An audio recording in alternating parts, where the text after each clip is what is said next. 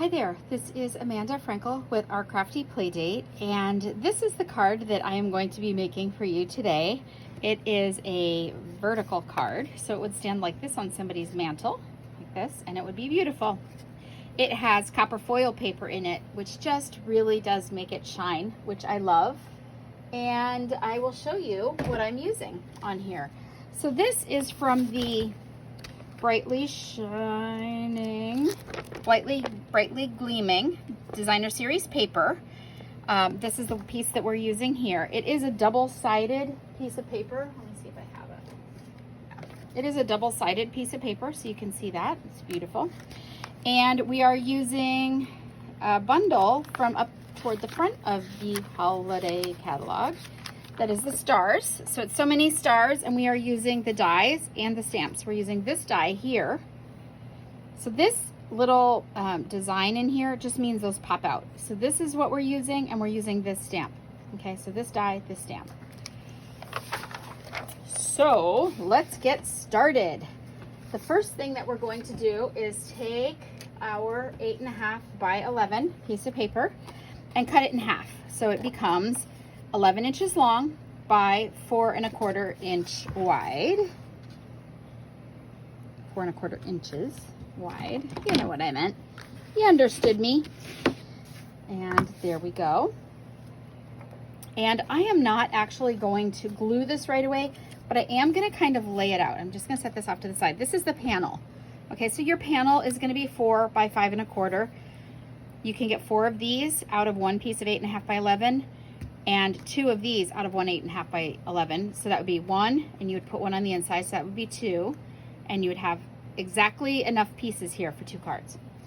This piece right here that I've cut is 4 inches by 2 inches, so it's just gonna lay right on there like that. And I'm just laying this out so that I know where to stamp, because if I don't do that, I'm inevitably going to do it too high or low, and then I'm gonna stamp on it. This is just a piece of copper foil that is 4 inches wide, as you can see, by 1/4 inch. You can get a lot of those out of an 8.5 by 11, and this is our die. This is our die that cut out our beautiful foil swoop, our starry swoop. This is it here.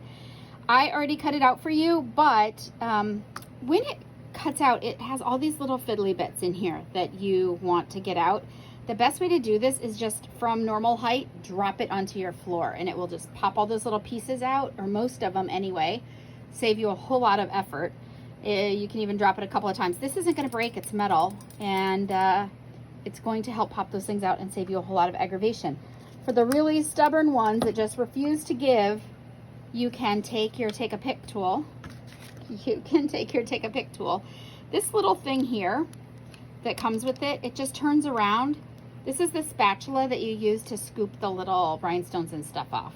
But you can see the lock and unlock and the glue on my fingernail. Just unlock it, flip it around, put it back in, and twist it and lock it, and that's your piercer. And you can just poke out the little extra parts that didn't come out when you dropped it. But it does make these beautiful stars. So it makes 5 stars. You're only going to need 3 today, because I'm going to use them in the card, but otherwise it's, you know, it's just kind of a bonus, an added bonus. Don't forget to think about your negative space. Okay, so I am going to just lay this out like this so that I can stamp. I'm using my Night of Navy stamps ink, and I'm using the Old Holy Night stamp from the stars, so many stars. And I'm just going to lean over here and stamp as straight as I can. But my head is above the camera, so I'm kind of blind. Oh, worked out just fine. Okay, so now that I've got it laid out, I know that I can just go ahead and glue it together. So I'm gonna do that. The first thing that I'm gonna do, I'm just gonna set all these parts off to the side here. First thing that I'm gonna do is just glue this right on the front of the card. So I am using my Tombow multi-purpose glue, and that works. I'll just do this right here. Center as best I can. Good. And now I am going to put glue on my stars DSP. This paper is beautiful. It comes in 12 by 12, which is great because then if you're making a 4 by 2 piece like this, imagine how many beautiful parts you can make, how many beautiful cards you can make out of this paper when you cut it 4 by 2. You need me to do the math for you? Because I would be glad to do it if you'd like. All right, anyway, you can get a lot of them.